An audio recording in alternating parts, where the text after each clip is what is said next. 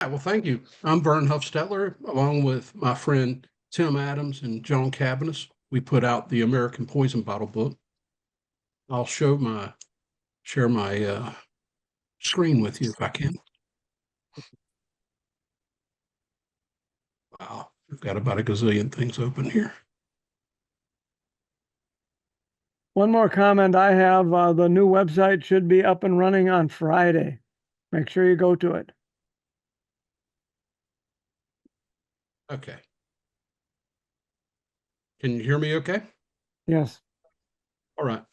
Well, this is one of the cover shots from the American Poison Bottle book. If you would like to order it, this is some information. I'll cover it more at the end of the presentation. But the book is 75 and shipping media mailer is 10 or priority is 20. You can contact me. You can give me a call. My cell phone number's there. You're welcome to email me as well at americanpoisonbottles@gmail.com, or you can send me a letter and a check at the address below. Excuse me, Vern, can you put it on slideshow? Is it not? No. It is on my screen. Go up to the slideshow and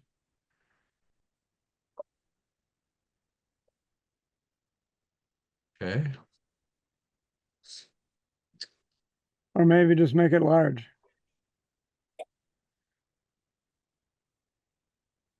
You're not on a slideshow. Okay. Hold on. Okay.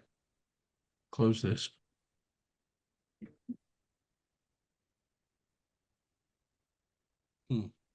I'm trying to share my screen. And what are you seeing now, sir? We're seeing the whole the home page for the PowerPoint presentation. Okay. You But click on not, slideshow on the top and start from the beginning. That should do it.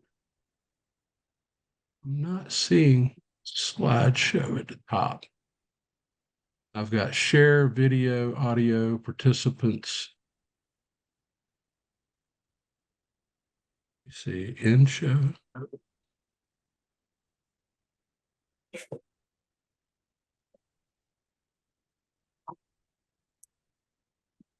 Are you seeing the presentation? We're seeing the first slide, but it's we've got all the slides on the left side.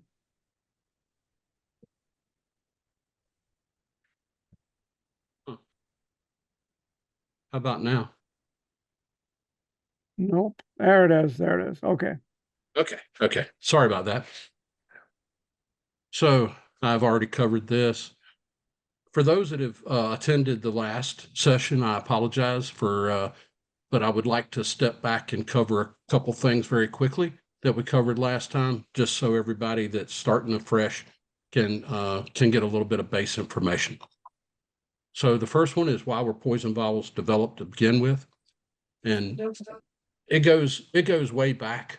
There's been poison substances before there was an America, but really it was the Industrial Revolution that really changed the landscape of America and really brought a lot of people to the cities, and it also made a lot more things available. So in your normal household medicine cabinet, there may have been laudanum, mercury bichloride, disinfectants, antiseptics, and even rat poisons and bedbug poisons with arsenic in them. This went on through the Civil War and the post-Civil War era. The amount of accidental poisonings that was happening throughout America brought about a lot of concern, and it was debated by the American Medical Association, the American Pharmaceutical Association, and even Congress. They were trying to figure out what was a good way to approach it. During that same time period, 1871, we started getting people patenting different medicine and poison bottles to prevent these accidental poisonings. And in 1872, the American Medical Association and the Pharmaceutical Association made recommendations that poison bottles be made of colored glass with a rough side. Congress never acted except for laws about labeling. They never got into it had to be in this kind of bottle or the other, such as that England and some of the other countries did. However, Whitall Tatum in 1872 stepped up to the plate and came out with a poison bottle. It was the first one. It was introduced in their catalog. I think their catalog describes it better than anything. It was, these bottles are useful for not only prescriptions, but for liniments, laudanums, and that sort of stuff. It told that it was made with glass that had the hobnobs and brightly colored glass that could be detected even at night or by feel or from the day from the cobalt blue. I've never found a patent for this one, but later on in 1884, Mr. Tatum did get a patent for the stoppers. And the ones shown on the patent were ground, but they did make them threaded for corks as well. Huffstetler. The next thing I'd like to cover is I think everybody hears us talking about KC1 or KD3 or that kind of thing, the crazy letters and numbers. Those came from Rudy Kuhn. Rudy Kuhn was the guy that put out the first poison bottle workbook. He did that in 91. He developed the Kuhn system. So everything starts with a K for Kuhn. And then based on the shape of the bottle, whether it's a cylinder or a diamond is the next letters. And he actually attempted to list every poison worldwide, much more aggressive than what we try with just American poisons. This went on, he continued to put out volume 2 in 93. A lot of that came from people that were sending him, hey, look at this bottle. This was, this is a different poison. And he was listing all those. The way he did it is he put a sketch with every bottle. And that was continued even after his death in 2000 by the Antique Poison Bottle Collectors Association. They even listed bottles that were coming up after volume 3 came out and was sending it out to all the members so that everybody could build their book. They did it a little bit, and then they came out with with another book that was put out by the Collectors Association, and it showed it had pictures for all of them instead of just sketches. And that's really the method that we followed as well.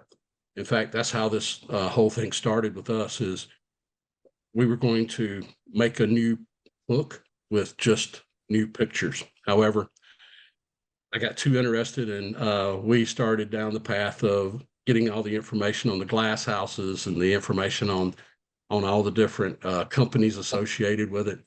And that's some of what we'll be covering tonight. So this is a little more on all of the different shapes. We have cylinders, diamond, octagon, hexagon, all the different ones. And I'm sure you'll pick up on it as we go through. The next thing I'd like to touch on is, before we get into the meat of tonight's discussion, which is the companies of the East Coast, is a few of the bottles that have us stumped. The first one I'd like to touch on is the KE1. We call it the salt shaker because if you hold it in your hand, it sure does feel like one. To our collective knowledge, there's not been one of these found with a label that would indicate what it contained or who put it out. One of the things as my wife was reviewing this was, Vern, what is BIM and ABM that you keep using everywhere? So I thought if there's someone watching that doesn't know these, I might cover that as well. BIM is blown in the mold and ABM is automatic bottling machine. I think as bottle collectors, we hear it so much, we just take it for granted. The second one that I would like to ask a little help with is the KR3. And oops, I'm sorry, I did something here.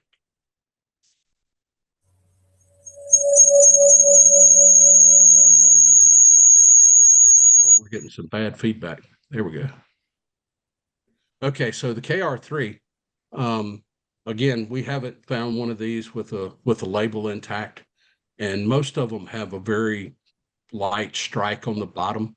The best we've been able to make out is MCC Company, but I haven't been able to figure out what MCC Company is or any other information. So if you do have one of these with a label, a box, or any information on it, we sure would appreciate your support. The other one that we find quite interesting is the KS2. Now we have lots of these with different labels.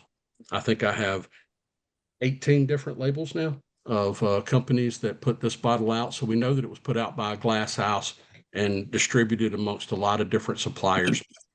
However, we're not sure which one it is. Going through a bunch of these, I have found a couple that have what appears to be a partial Illinois Glass Company logo on the bottom, but it's not very clear and not very definitive. We do know that they did a lot of work on these base plates, changing them out, painting them over, that kind of thing to reuse them. And so this may be in a case of reuse.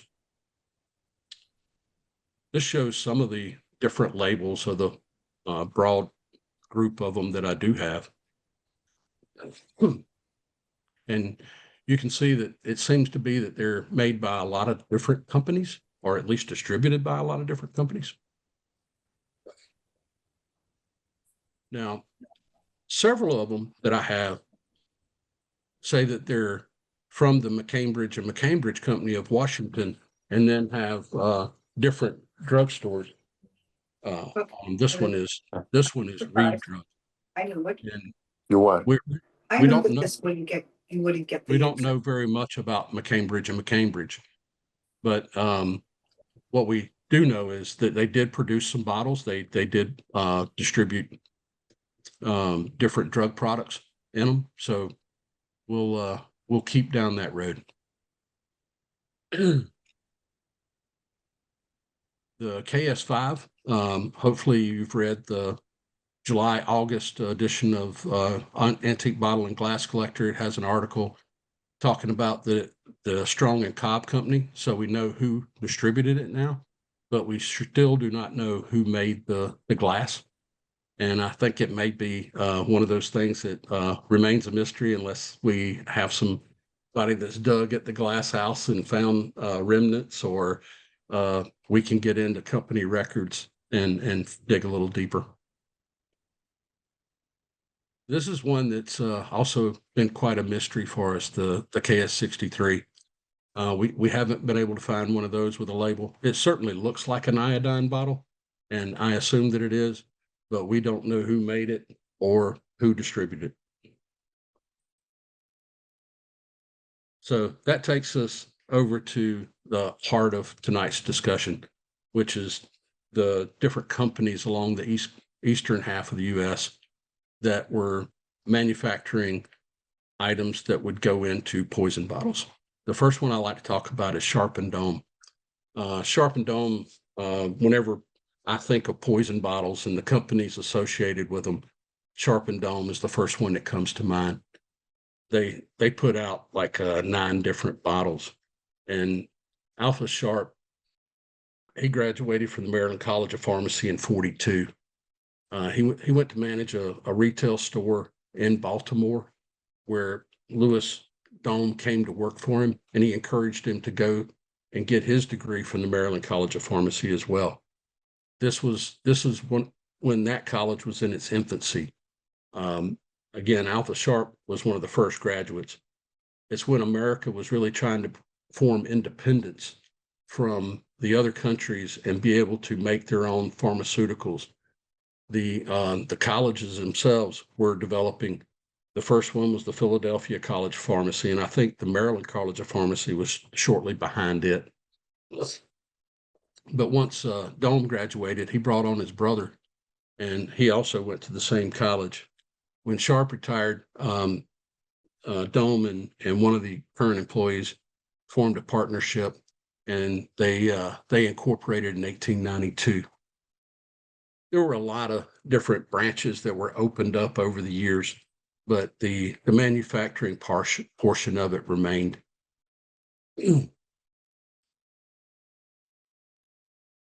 They merged with the H.K. Mulford Company in 1929, and you'll see later on where there's at least one bottle that was that was used during the Mulford time that was also used during the Sharp and Dome era as well. Whenever they merged and at the time that they merged, they became the largest pharmaceutical company in the country. And then they merged again in 1953 with Merck, and to become Merck, Sharp and Dome, and they became the largest in the world.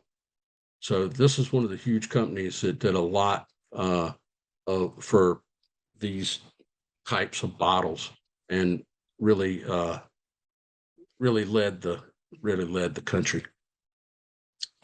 This is one of their laboratories.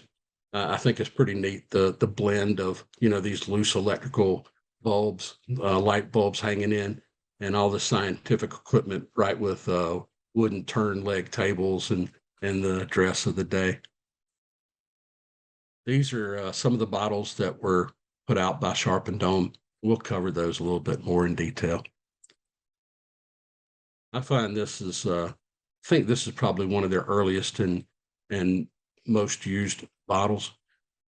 I think one of the things that's really interesting about this is, in order to even make it safer, they started putting these the pills in the shapes of clover tied together with string, so that they had to be cut off in order to be able to be mixed with water to make the antiseptic.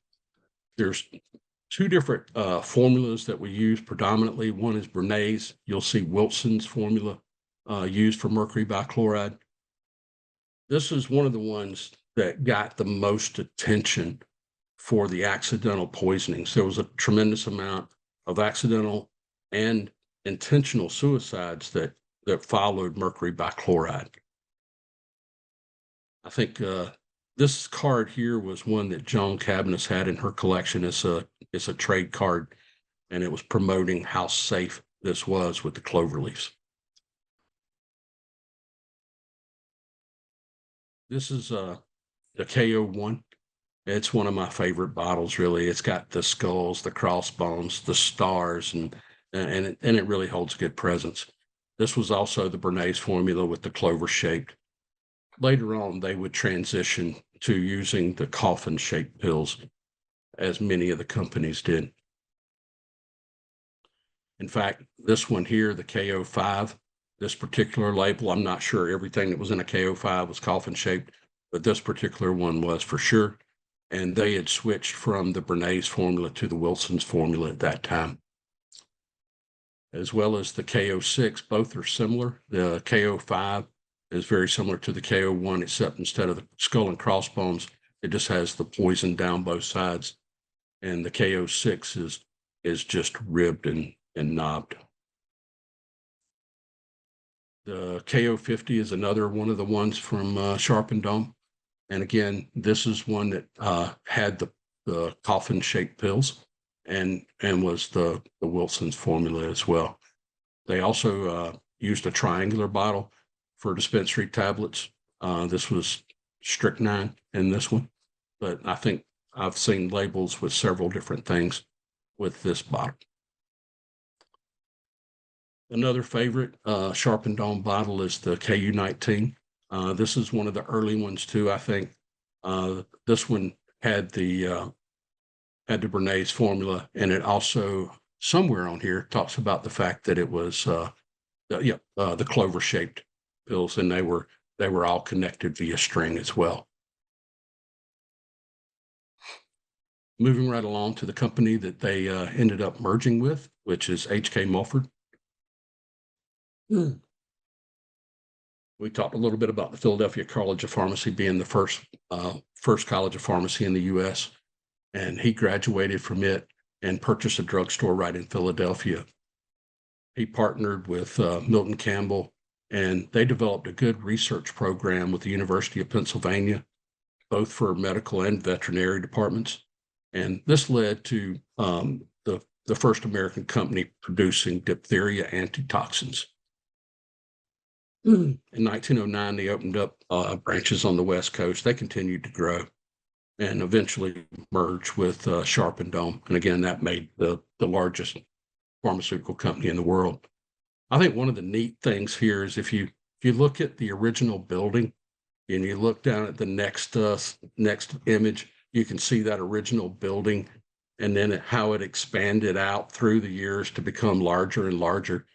And it's also interesting that, you know, when they were first there, they had everything was horse and buggy.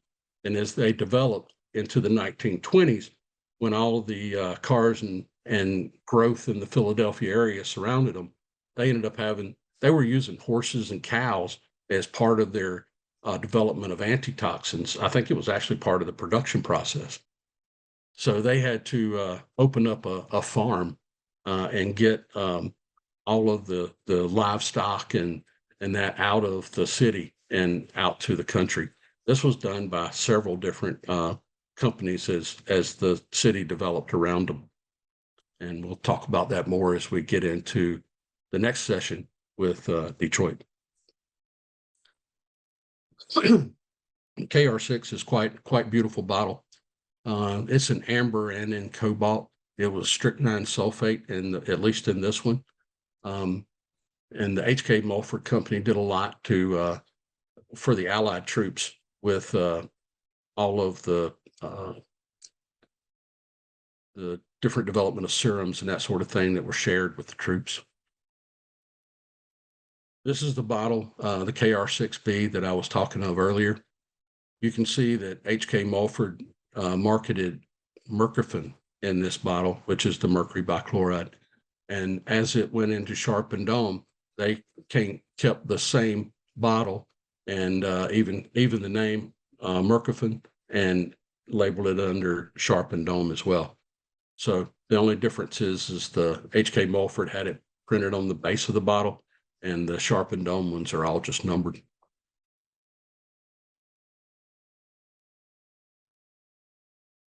The next company I'd like to talk about a little is the William Warner Company.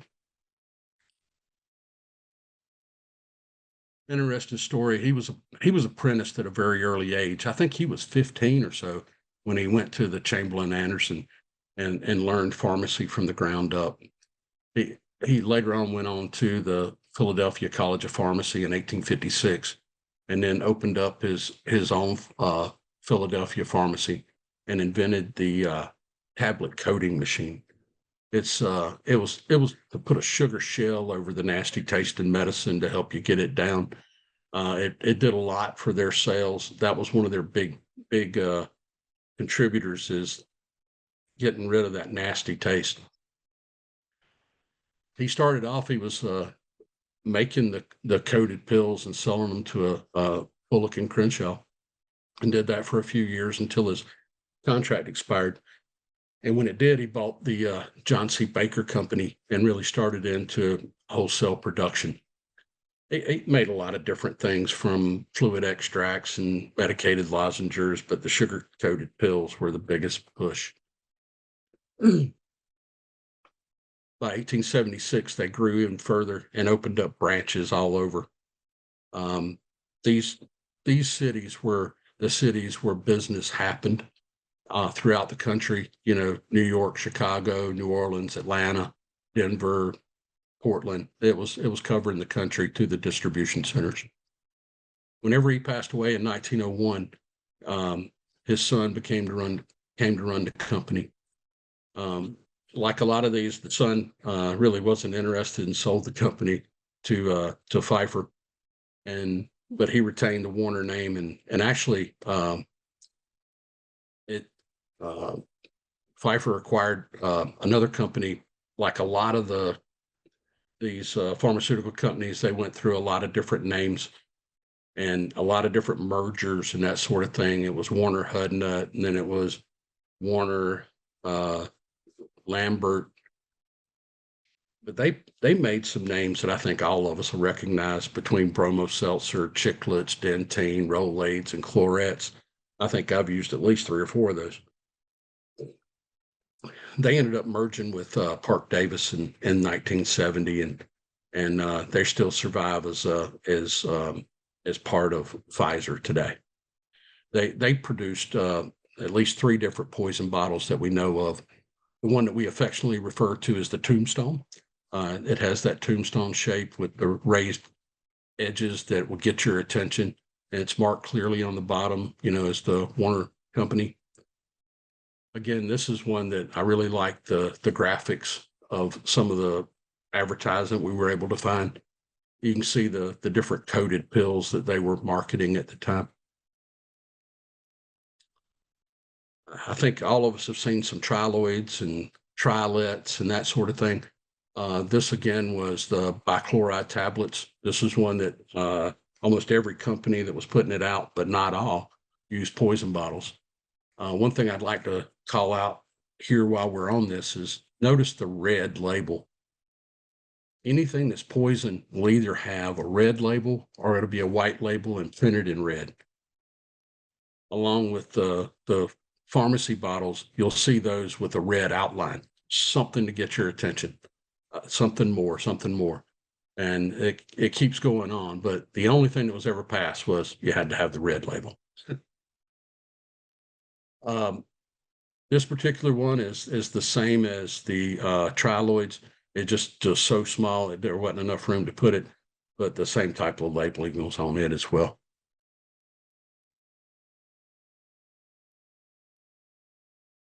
I'd like to cover the John Wythe and brothers. He also graduated from the Philadelphia College of Pharmacy. I think you're seeing the trend here. This was one of the best pharmaceutical colleges in the country. It was the first one, and it grew to be a very respected one. A lot of the people that led the pharmaceutical industry from its infancy out graduated from here.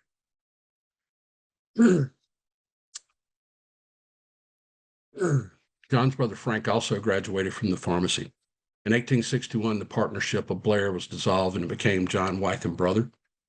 They were hit it at just the right time as far as a need as the Civil War was coming on very hard. They made a lot of money and expanded their operation quite a bit, supplying the Union Army. One of their things that they were famous for was their sweetened elixirs. A lot of the medicine during that time tasted horrible. And so they really came up with a way to get it sweet enough and to where it could be tolerable. In 1889, their factory burned, and they decided to get out of the retail business and focus on the manufacturing. They built another manufacturing facility that grew quickly. Again, fueled by the war, they had a lot of capital to work with. John served as president until his death in 1907 when his son took it over. And interesting enough, his son graduated from Harvard and donated the company to the university, which turned right around and sold it to American Home Products. And it still survives today as part of Pfizer.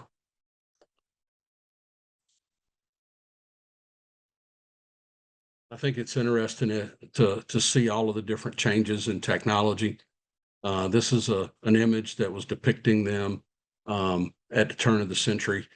And that was a critical time where, there were very few automobiles. Everything was horse and buggy. The rail systems were in place, and they were showing all the different technology that they had. They were also, he made quite a name for himself with the rotary tablet press, and it was actually donated to the Smithsonian, and it's there today. Some of those bottles that he had was the KC-49. This bottle, it doesn't really have that. It's got the bright colors, but it really doesn't have those hobnails or things that would catch your attention as quickly in the dark. The other thing I think is interesting with them is they really didn't follow that guideline of making it coffin shaped or another odd shape. They used round pills. So they didn't take all of the precautions. They also had a hexagonal with the hobnails, and so I think it was kind of like the wild west of bottles at that point. You know, some were using just regular pharmaceutical bottles with labels, some were using the different bottles, and some pharmacies made their own. But this particular one was made by the Maryland Glass Corporation, and which also made the bromo seltzers, and so a lot of these were made. Another common bottle in the poison world is the John Wythe KO45. It does have the hobnailed ridges and bright labeling as well to house the mercury bichloride. But again, these had the round pills, which was again very dangerous. They also produced the KR5 for arsenious acid, and it was had nice sawtooth edges that could be easily detectable, and the bright cobalt blue, a nice bottle. The big ones are really tough to find. You can find the smaller ones on a pretty regular basis, but once you start to get up in size, they get very difficult. The Wampole story is an interesting story as well. He founded the company in 1872, and he brought on a couple of partners, Coe and Campbell. And the company's best seller was cod liver oil with a cherry flavoring that gave it a pleasing taste, so that children could take it. And it was supposed to actually taste good. I just don't think there's a way that you can make cod liver oil taste good, but supposedly they did. And one of their products was the antiseptic tablets we know today as the KU14. U is unusual, and it is a star shape.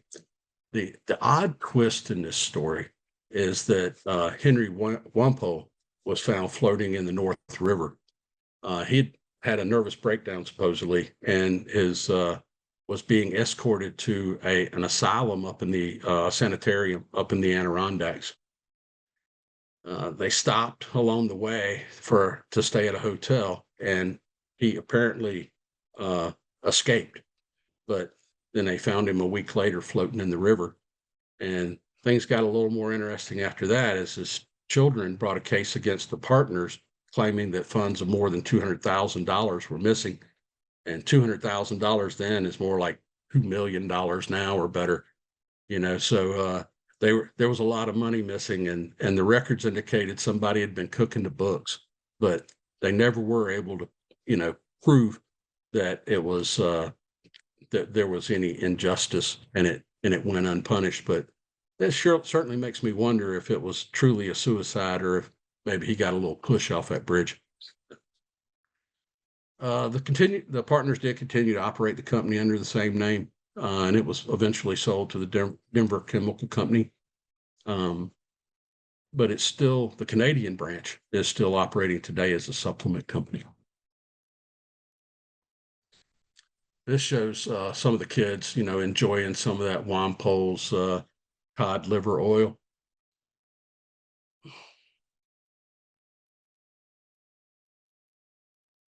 And this is the star-shaped bottle that was associated with them. This one has a nice label in the metal lid to go with it. Finding one of these is quite nice. I've been able to get some of the pretty easily get some of the ones without the lid, but getting it with the lid and the label is actually very tough.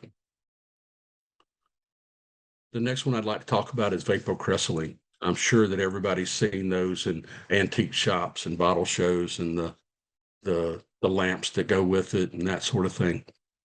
This is a terrible story of medicine during that time period. Supposedly, James Valentine's daughter came down with the whooping cough, and he was really looking for a way to make her better.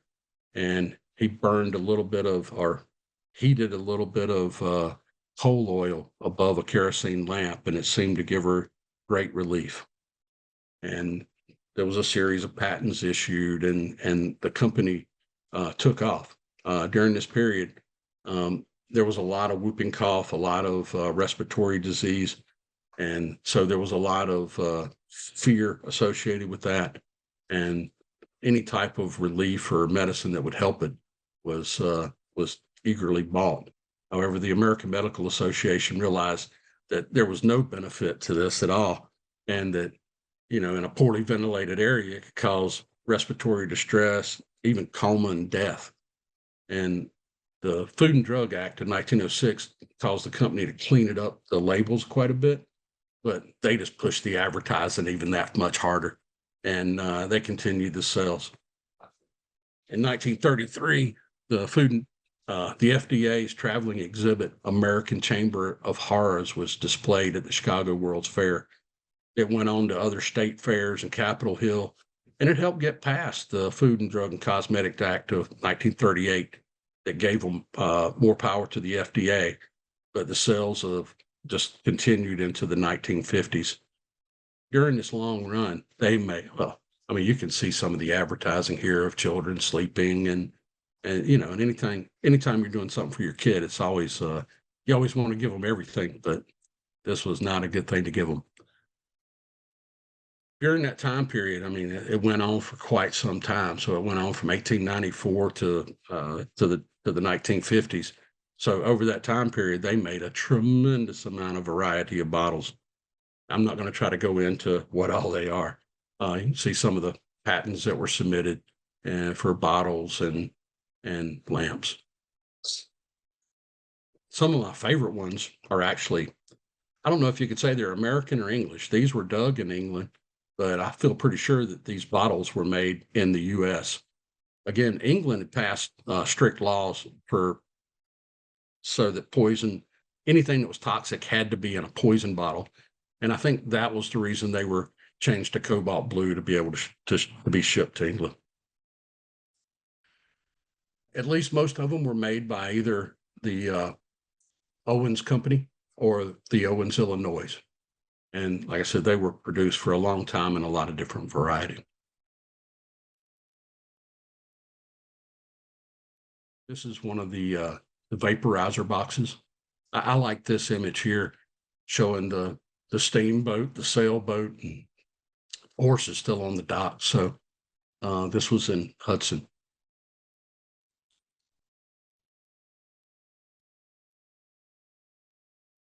E.R. Squibb produced an interesting poison bottle as well. He was quite the character. He was a Quaker, and his father really didn't want him to go into medicine. His father wanted him to work on the farm, but his mother got him a 5-year apprenticeship in Philadelphia. And after his apprenticeship, he went on to Jefferson Medical College. So he was 26 before he graduated, and he immediately went into the U.S. Navy as a ship's doctor and went right into the Mexican-American War. After his service with the Navy, or after the Mexican-American War, he was assigned to open a laboratory in the Brooklyn Naval Hospital. And in 1854, he invented a really new way of distilling ether. And that may not sound like a big thing, but when you talk about a way to have ether to put people to sleep for surgery, it was a huge improvement, and it became available to all of the different ship doctors. And so after his naval service, he decided to start into a pharmaceutical manufacturing, and ether dang near killed him and took out his company. He was severely burned in an ether fire, and it just about took out his whole laboratory. But he rebuilt, and in time for the start of the Civil War, which provided him a huge opportunity. He started putting out these surgeon's kits, and forget what the charge was for one of these, but I want to think it was like a couple $100, which at that time was a huge amount of money. And so he did very well putting the surgical kits together for the war effort. In 1879, he proposed legislation to improve the drugs that were being supplied to the country. Unfortunately, he died in 1900 before it could actually become a law. But it was his work was really the basis of the 1906 Food and Drug Act. His sons had joined the team, and but shortly after he passed, they again sold the company. These the people that bought it incorporated the name, and they did merge with Bristol Myers in 1989 to become Bristol Myers Squibb. We know them today as the KS9 in the poison bottle world. These are interesting bottles as they have the vertical ribs. They also have the glass top with the ridges, and they come in a variety of sizes. To put together a set like this is tough, but it's doable, and I think a really nice setup for a poison bottle. You can see there's also not only larger sizes, there is a amber one, but as we found some with labels, we realized, remember the discussion about McCambridge and McCambridge? Well, they're the ones that also put out this amber bottle, and they were known for producing amber glass. So I have to wonder if they're not the ones. This is the patent, and I haven't tied this name to McCambridge and Cambridge yet, but I'm wondering if they're not the ones that also manufactured the ER squibs. These are not marked on the bottom as ER squib. So what we do know about McCambridge and McCambridge is they were started off as McCambridge Cork Company in Lancaster, Pennsylvania, and eventually became McCambridge and McCambridge in Washington, D.C. Again, they were known for their amber bottles. And this is, although it's not a poison, it shows an amber bottle put out by McCambridge and McCambridge, and shows that they were making glass and producing products to go in them as well. I want to talk a little bit about Bristol Myers. Their only bottle was the KC 157, but a interesting story and a tie-in here shortly with Norwich as well. So William Bristol and John Myers both graduated from Hamilton College in 1887. They purchased the struggling Clinton Pharmaceutical Company from Reverend Lafayette Moore. So remember that name. It'll come up again here in a few minutes. So Reverend Moore did return to his life as a pastor over in East Durham, New York, until his death in 96. In 1895, they came up with sal hepatica. There it is, sal hepatica, which was a laxative. And apparently, laxatives were in a high demand because this was one of their top sellers. In 1901, they come up with Apana disinfectant toothpaste, and it became another one of their top sellers. And they would actually advertise it together, as you see over here. And Apana is gives you the beautiful smile, and the sal hepatica would give you the health. William's oldest son became a general manager in 1915, and this was one of the 1915 was right in the middle of the World War I effort, and so he was supplying a lot of the World War I troops as well as the doctors on the home front. It's likely that this antiseptic soap was one of the things that was supplied to that war effort. They were also in World War II a key supplier of penicillin to the Allied troops. The Bristol Myers continued to grow in both pharmaceuticals and consumer products until they merged with Squibb in 1989. And we know them today as Bristol Myers Squibb. Now the tie to the Norwich Company. Reverend Lafayette Moore was a veteran of the Union Army and was a pastor in Long Island, New York. And after 20 years of being a pastor, he decided he was going to go into the pill business in 1885. His brother had been already was retiring from the pill making business, so he gave him the stuff to cut pills and roll pills and and that sort of thing. And so he packed up a basket of his supplies and moved to Norwich, New York, and opened up a shop above old Cooper's shop, making pills. He was getting everything that he needed at the corner drugstore on credit from Oscar Bell, who was the clerk there at the drugstore. Well, once his credit got up to a couple $100, his boss went, "Whoa, I need some money."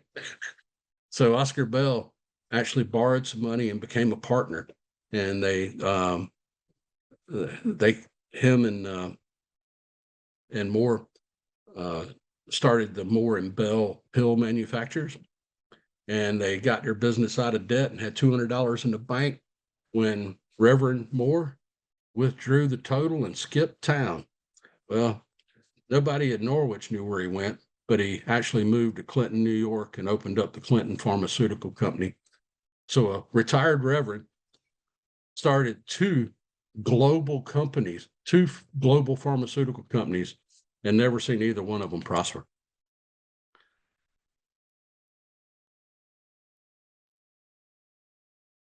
But Oscar Bell and T.D. Miller went on to work with Norwich Pharmaceutical Company, changed the name, and Richard Stouffer is the one that really grew the company. He started off with cleaning up a surgical dressing that become Ungatine, which is apparently a very popular name, and it was really a big seller for them, and it was a burn cream. Interestingly enough, whenever the Hindenburg crashed, he actually packed up his car with as much Ungatine as he could possibly get in it and drove it to the hospitals that were treating the victims from the Hindenburg. They purchased the you can tell I'm not from New York, the Shenango Drug Company of Norwich in 1895, and that's when they really started pumping out the product. They expanded the laboratory there in Norwich and opened up offices in New York and had 25 agents in 25 states, South America and Canada. Oscar Bell, the guy that took the loan and then paid it off and started the company over again, was the president. T.D. Miller, which was the owner of the original drugstore, was the vice president. And the guy that loaned Oscar Bell the money was the secretary and treasurer. So it was a pretty small company to begin with, but it really grew. In fact, it became one of the global leaders, and they ended up becoming part of Procter & Gamble. I think Norwich is a wonderful story. Again, you can see they started in pretty much a shack. They had their original building, and that original building is here with a couple more. And in this one, it's that original building over here with a whole lot more, with offices in New York, Chicago, and Kansas City. So pretty interesting. By 1929, they had grown into a really a global company. They led in a lot of different ways. Norwich is the one that started the coffin-shaped bottle. They also patented the coffin-shaped pill, but they turned right around after submitting the patent and donating it to the American Pharmaceutical Association so that other companies could use this coffin-shaped pill as to prevent these accidental poisonings. And in fact, a lot of the companies did adopt it as part of that patent from the American Pharmaceutical Association, which I have not been able to get my hands on, by the way. I've gotten all the other patents that I've searched for, but I have not been able to find this one. This shows all of the different Norwich coffins. There's the cobalt and the amber, large, medium, and small, as well as the dark cobalt and the light cobalt and the smallest one. Another company that that adopted the coffin shape and the coffinoid pills was the Crystal Chemical Company.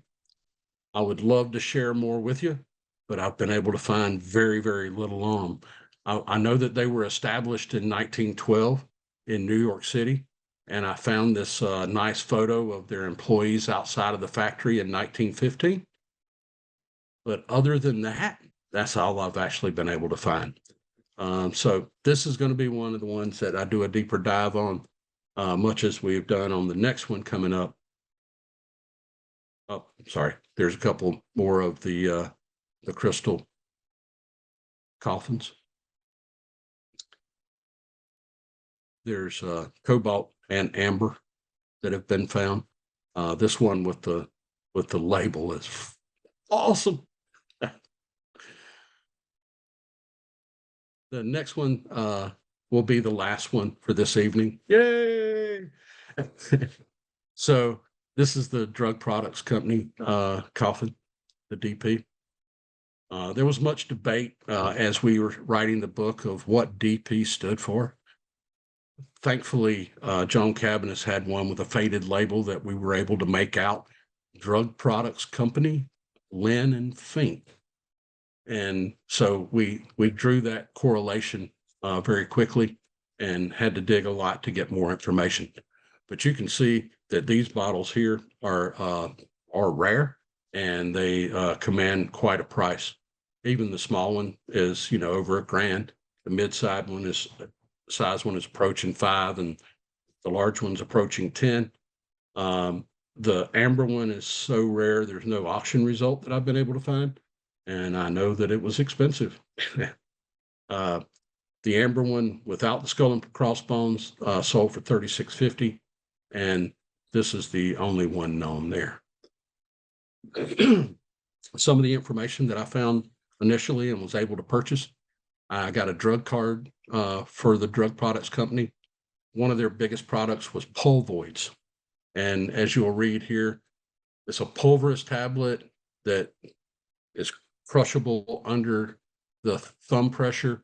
And it's the latest method.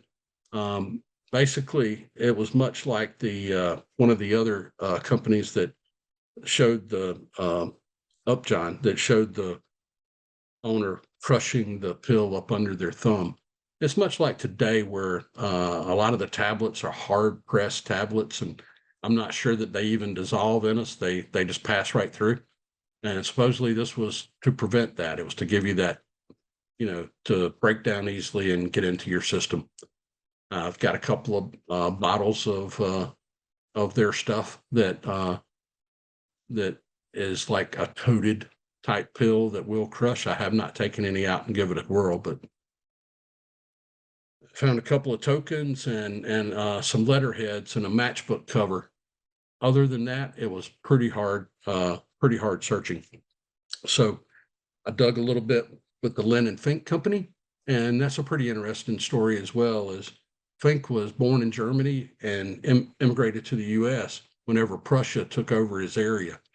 He had some experience in the pharmaceutical industry and went to work in New York for another company. But he really wanted to have his own company, so he partnered with Lynn and started the Lynn and Fink Company. It wasn't until he went to the 1889 Paris Exposition. This is the one that the Eiffel Tower actually was debuted. And they had a lot of other things that were going on at that fair. The phonograph, and they had 35 different companies, 32 million visitors, 32 million. That's a lot of people to go to a event. But while he was there, he was able to form some partnerships with some German companies and became the sole importer of Lysol and Pebaco toothpaste from the contacts he made at the Paris Exposition. So whenever he decided to retire, Albert and Joseph Platt came to run the company. They converted it to the Lynn and Fink Company by 1910. World War I was kind of a good and bad thing for Lynn and Fink. They had a lot of German products and that wasn't very well received during that time period. But on the other hand, they were selling a lot of Lysol. So for the war effort and for the home use. So shortly after the war, they built a 6-story factory just to produce those key products in New Jersey. We know that they acquired a lot of different companies, and we're pretty certain that we're certain that they acquired the drug products company. Got a little bit here on the exposition itself. I think we've seen a lot of this same complex here during the recent Olympics. And I will tell you that there is a lot more interesting history coming out on the drug products company. I've submitted an article to the Antique Bottle and Glass magazine. I don't know when it's going to be coming out, but it should be coming out in one of the future editions of the magazine. So you'll have to wait on that one because I can't spill the beans quite yet. So how did I do on time? Let's see here. Oh, gosh Very darn, right good. on Right time. right on the nose. Right on time. So I hope you enjoyed the presentation on the East Coast companies. And next time I'll be positioned to talk about the companies in the West that had these types of products as well. I said I would show this one more time. So after hearing all this, if you're still interested in poison bottles, here's the information where you can get everything that you need to know. What I covered on the companies today was hard, short, fast. There's a lot more information on the companies, the glass houses, and the bottles in the book. So hopefully you'd like to get one of those. And if you do, I'd be glad to help you. And if you want to save on shipping, I will be doing the shows here in coming up. I've got the Pickens show coming up in October in Nashville. We do the Clemens show in November. And of course, we'll be in Baltimore and Columbia, South Carolina, early next year. Okay, does anybody have any questions? I know somebody had their hand up. Well, I'll ask the first one because I have a question. So when you were talking, so you talked about the red and white label to alert, obviously to alert people on, hey, don't, this is poison. I just want to know what year was that? Do you think they start using those labels? I think that was in that same 1870s time period when that I think it was like 1872, whenever they were having those debates in Congress and with the American Medical Association and the Pharmaceutical Association. Okay, cool. Now the bottle part, let me think. So 1913, there was a lot more debate that went on, and that is when Norwich provided the patent available for the coffin-shaped pills, was 1913. And I think that these were in use through part of the Second World War. So penicillin replaced mercury bichloride as a treatment. And I actually have a KS2 that has a 1944 date for issue on it. So I know that they were in use up until 1944, and they were replaced by the oncoming of penicillin. All right. Okay. Well, thanks. Appreciate that. And by the way, thanks for this seminar. It was awesome. So Thank you. Yeah. Bruce, you have a question? Yeah, Vern, this is Bruce in Florida. Your Yes, sir. images are exquisite. What was the process you used? I noticed you had a white background, but they came out excellent. Oh, so I used a photo booth and my cell phone. I use an iPhone 15.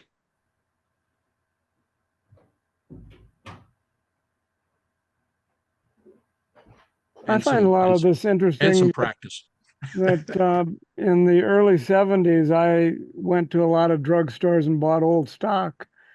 And we found a lot of these type of things from the World War I that were right on the shelves. And unfortunately, back in those days, a lot of us washed off the labels and emptied the contents because we wanted to have the bottles without the contents. I wish I had not done that. You know, that's the same story that I got from Joan Canabiss. She said, "You're lucky that that faded label is still on there because I normally wash the labels off so that I could see the glass." Right.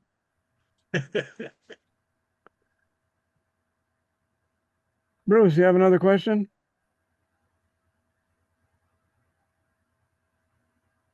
Maybe not. Anybody else has another question? Mike? No question. I just wanted to tell Vern you did a great job. It was so interesting and a really fabulous presentation. Thank you so much. Thank you, Mike. I tried. I stammered a few times there. Oh, it's a great presentation. I think we all learned an awful lot, and I am looking forward to the next presentation and learning a little bit more. This is one area that if I go into an antique store or something and I see them, I really don't know that much about them, and hopefully I know a little bit more, and I'll realize that I probably should be picking up a few. Hey, Vern. Michael, hopefully the next one will even be of more interest to you because we'll be covering a lot of the places up around you as well. Good. Hey, Vern, this is Terry Lindblom, and thank you for a great presentation. I actually got a copy of the book. You sent it to me last week, and you inscribed a personal note, which I really appreciated. Okay, good. Yeah, it was great. It's a keepsake for me.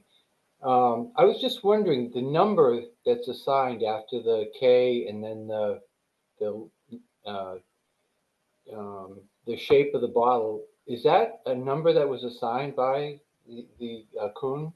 Just Yes. a random number going through. Okay, I was trying Yeah, to figure that out. he assigned those, and I really wanted to write the book more like I'm doing the presentation, but originally the idea of the book was to do one with better pictures that followed the Kuhn system completely, which is kind of what we did.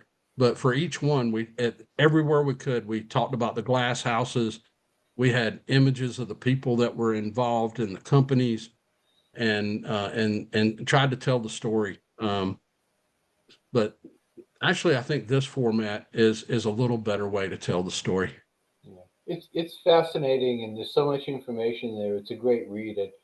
I highly recommend it if anyone's sitting on the fence about it. It's a great book. Thank you. Thanks, Vern.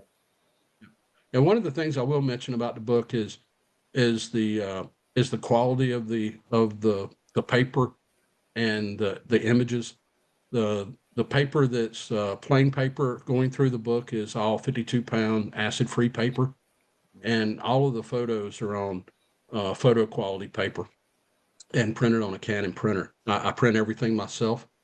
I've printed 100 copies so far, and I've got 20 still available to ship.